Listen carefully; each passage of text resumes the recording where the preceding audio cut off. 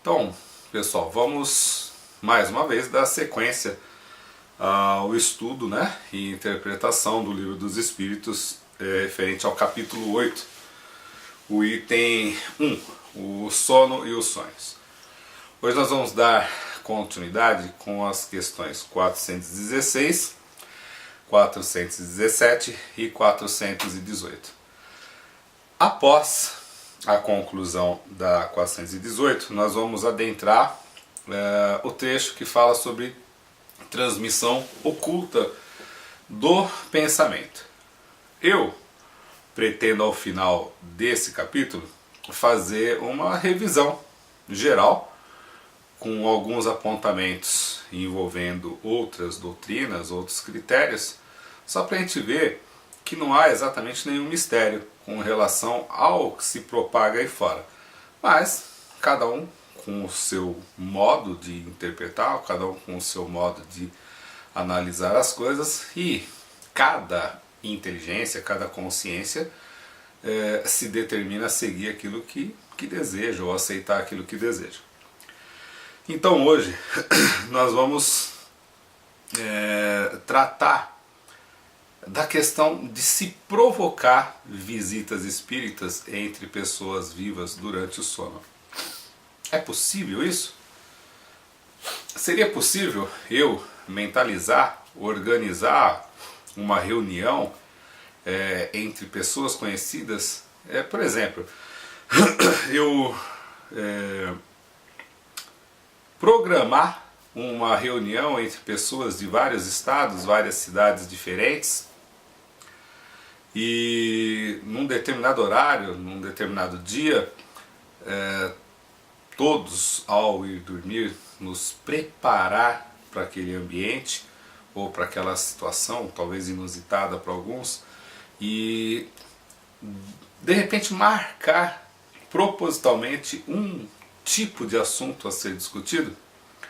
Será que ao determinar isso nós não estaríamos nos autossugestionando de uma maneira tão veemente que isso poderia ocorrer de uma maneira subjetiva, apenas para mim mesmo? Mas enfim, a ideia aqui não é dizer que é impossível ou que seria apenas uma criação psicológica da pessoa, mas a gente analisar a possibilidade do que pode ocorrer, Essa possibilidade também não indica que vá ocorrer de fato, ou se ocorrer que nós vamos nos lembrar disso, e se nós nos lembrarmos, se nós vamos realmente lembrar do assunto, ou se o assunto que nós combinamos foi realmente tratado. Mas o fato é que, segundo a questão 416, ao qual vou ler, ele diz que é possível sim, mas lembram-se que o espírito, no momento da emancipação da alma, ele vai buscar os seus pares, ele vai em busca dos seus interesses, ou vai em busca de simplesmente ficar inerte, não fazer absolutamente nada. Então nós temos aqui o seguinte, na questão 416: pode o homem, pela sua vontade, provocar as visitas espíritas? Pode, por exemplo, dizer, quando está para dormir: quero esta noite encontrar-me em espírito com fulano, quero falar-lhe para dizer isto. E a resposta é o seguinte: o que se dá é o seguinte: adormecendo o homem, seu espírito desperta, e muitas vezes nada disposto se mostra a fazer o que o homem resolveu, porque a vida deste pouco interessa ao seu espírito. Uma vez desprendido da matéria, isto em relação a homens já bastante elevados espiritualmente, os outros passam de modo muito diverso a fase espiritual de sua existência terrena. Entregam-se às paixões que os escravizaram, ou se mantêm inativos. Pode, pois, suceder, tais sejam os motivos que a isso o induzem, que o espírito vá visitar aqueles com quem deseja encontrar-se, mas não constitui razão para que semelhante coisa se verifique, o simples fato dele o querer quando desperto. Ou seja, automaticamente nós vamos estar fazendo uma revisãozinha, né? A questão da sintonia espiritual, a questão do desejo, né, oculto do nosso pensamento, do nosso ser espiritual de verdade. Lembra que nós falamos sobre vontades? Bom, se você internamente, subjetivamente, usa uma máscara social, uma máscara física do qual você se esconde dos seus vícios e apela, anseia desesperadamente pelo momento do sono físico, para que você possa se libertar e correr atrás dos seus desejos, é claro que da boca para fora, simplesmente por falar que deseja algo para alguém ou combinar com alguém, você não vai se reunir com essas pessoas, né? Eu não estou dizendo aqui que de repente um grupo que se dedica ao treino, que busca, né, vivenciar os ensinamentos que adquire para si, busca praticar, né, que tenha uma boa índole, não possa conseguir. Agora, se nós marcarmos uma reunião entre um par de amigos, né, eu e mais alguém, tivemos o mesmo objetivo, tivemos o mesmo foco de trabalho, pode ser que não seja permitido, que de repente nós consigamos sim relembrar fatos que ocorreram do outro lado e situações que foram trabalhadas em conjunto. Isso porque são apenas duas pessoas, vamos dizer, 2, 3 ou 4 pessoas. Agora, e quando se trata, né, de um grupo de 10, 15, 20 pessoas, vai existir homogeneidade para isso? Todos estão com o mesmo interesse de fato? Se num pequeno grupo, em 2 pessoas, 3 ou 4, já é difícil, né, não obter homogeneidade, a homogeneidade de pensamento, do querer, pode ser obtida. Mas já é tão difícil a gente conseguir nos livrar dos nossos próprios desejos em poucas pessoas. Imagine então num grupo acima de 10 pessoas. Bem, o fato é que essas visitas podem ocorrer. Não significa que vamos nos lembrar e também não significa que ela vai ocorrer ao nosso bel prazer. Vejam bem, se vocês perceberem, ouvirem, né, ou alguém tentar induzir algum de vocês que essa pessoa que lhes fala é capaz de fazer isso, desconfiem.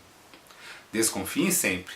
Porque uma coisa é você ter uma sensibilidade mediúnica, outra coisa é você estar invadindo, né, um campo do qual, no momento de estar desperto, não nos pertence.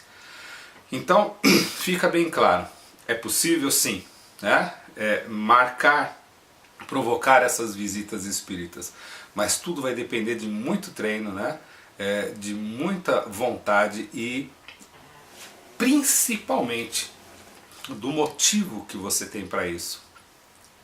Eu costumo dizer que nós somos livres, né, para fazer aquilo que a gente deseja.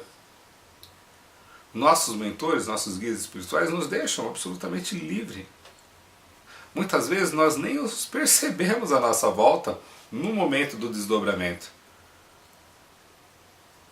Mas é porque nós temos a capacidade mesmo de estar lá, simplesmente sem uma proteção, sem um acompanhamento. Eu acho muito difícil que qualquer um de nós, né, estudiosos, imaginemos que a gente possa estar o tempo todo sozinho. Podemos ter a sensação para que a gente possa usufruir do nosso livre-arbítrio, né? Analisar as nossas questões éticas e visualizar a nossa autoeducação. Agora, livres, eu imagino que nunca. Na questão 417, nós temos o seguinte: podem espíritos encarnados reunir-se em certo número e formar assembleias? Essa é uma pergunta que, se nós formos analisar da questão 400 para cá, ela tem muita referência com outras. Isso nós vamos fazer na revisão posterior. E a resposta é a seguinte: sem dúvida alguma, os laços antigos ou recentes da amizade costumam reunir desse modo diversos espíritos.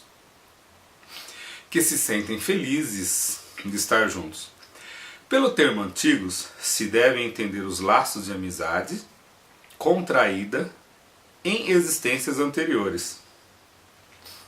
Ao despertar, guardamos a intuição das ideias que aurimos nesses colóquios, mas ficamos na ignorância da fonte de onde promanaram. Vejam bem, aqui nós voltamos àquela velha questão que nós podemos estar avizinhados, né, de espíritos amigos de outras encarnações. Que é possível sim nos reunirmos num grande grupo por simpatia, por objetivo. Eu acho que já ficou bem clara essa questão da sintonia espiritual. Precisamos falar mais alguma coisa? Bom, se precisarmos falar mais alguma coisa sobre sintonia, o blog está aberto. Qualquer dúvida, qualquer comentário a esse respeito, né? Aproveitem. Eu estou sempre aí, estou sempre dando uma observada. Então, eu vejo que Kardec, de certa forma, ele sempre repete questões. Em todos os pontos abordados por Kardec, ele nunca se contenta com uma questão. Mas o fazer várias questões não significa que ele vai fazer questões eternamente, perguntas eternamente. Porque chega uma hora também que perde-se o sentido de ficar questionando as coisas e não colocá-las em prática. Ou seja, se você for negar, negue logo. Se você for questionar, seja objetivo, formule as questões a serem trabalhadas e não fique floreando, né, o que você questionar para que pareça ser algo tão diversificado e tão intelectual. Porque ciência, estudo não se faz dessa forma. Se faz com análise, se faz com a repetição de fatos, no mínimo, ao menos, né, a repetição de fatos. Criou-se as perguntas, criou-se um modo de seguir adiante, não dá para ficar inventando tanto para que, numa tentativa desesperada, né, de desmascarar isso. Bom, então nós temos aqui, podemos nos reunir em grupos, né, por simpatia. Por simpatia não significa que as intenções são apenas moralizantes, né? E quando eu falo, por exemplo, sobre qualidades, elas podem ser boas ou podem ser ruins, né? Se eu tenho o objetivo de me afundar na bebida, para mim a união simpática com tais espíritos é boa, não é ruim. Pode ser ruim para você, para o outro, por julgamento pré-concebido. Mas, para mim, por simpatia, é boa. Se a minha simpatia no grupo for o sexo, é boa. Quem vai negar que não? Né? Se talvez eu não tenha coragem de falar isso publicamente, pelo menos lá no plano espiritual, eu estou me virando como eu posso. Será que dá para vocês refletirem um pouquinho sobre isso? Não, claro que dá, né? Não tem outra maneira de agir de agir fora disso.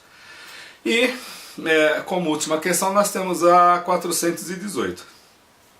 Uma pessoa que julgasse morto um de seus amigos, sem qual fosse a realidade, poderia encontrar-se com ele em espírito e verificar que continuava vivo? E dado o fato, poderia ao despertar ter dele a intuição? Olha,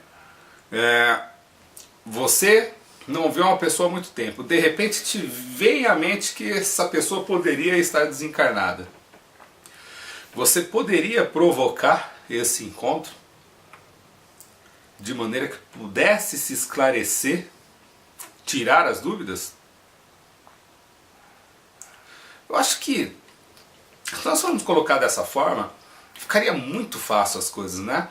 Tudo partiria de uma questão de busca espiritual, consulta espiritual. Não teria objetividade, né? Eu tenho uma intuição, me ocorreu algo, uma cisma, vou buscar no desdobramento, vou buscar com a mediunidade de alguém. Isso é ridículo, né?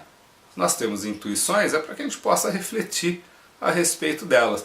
Então, muitas vezes, nós estamos separados de alguém ou perdemos o contato dessa pessoa E até familiares queridos que somem, de repente nós não temos mais sinal, perdemos totalmente contato, e temos a intuição que ele está vivo ou não, né? E isso pode se caracterizar como uma aprovação.